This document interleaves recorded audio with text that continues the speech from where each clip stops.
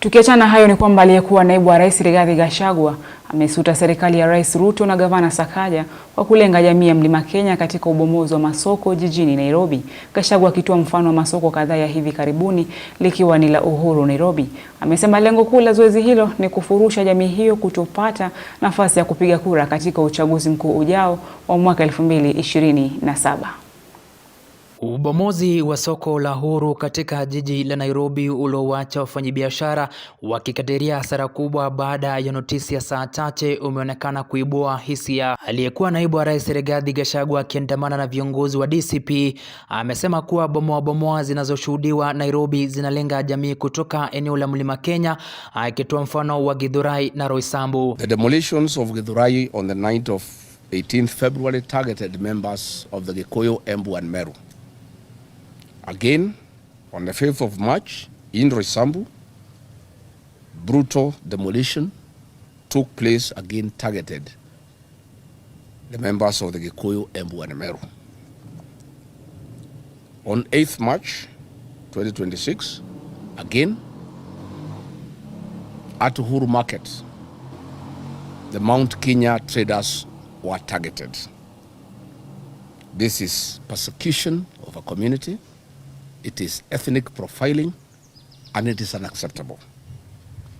These actions are not only insensitive to the economic realities facing millions of Kenyans, but also raise serious questions about fairness, consistency, and the true motives behind the enforcement exercise. Gachagua akisema wamepokea taarifa hakiki kwamba serikali inapania ubomozi mwingine katika masoko ya Tsunami, Nyayo, Kamkunji, Gikomba miongoni mwa mengine yanaomilikiwa kwa kiasi kikubwa na jamii ya Mlima Kenya chini ya ulinzi mkali wa polisi, akisikitishwa na kukosekana kwa haki katika zoezi hilo. We are well informed of other targeted areas of demolitions that are predominantly Kikuyu, Meru and Embu traders. These include Tsunami Market in Starehe constituency, Nyayo Market, Kamkunji Market, Gikomba Market, Molem and Set Cotton. We have information that William Ruto has ordered persecution of the Gikuyu, Embu and Meru in Nairobi through brutal, inhuman evictions carried out at night and supervised by armed police officers. If the demolitions are genuine, why are they done under the cover of darkness? If it is genuine that public land and spaces should be vacated, why is Western Hotel standing tall on KCAA land? Aidha, ameweka bayana kuwa lengo la ubomozi huu ni kufurusha jamii ya Mlimani na ambayo ina kura nyingi katika jiji la Nairobi kuhakikisha kuwa hawataweza kupiga kura katika uchaguzi mkuu ujao wa mwaka wa 2027. I have intelligence information that President William Ruto has voted to displace the Gema community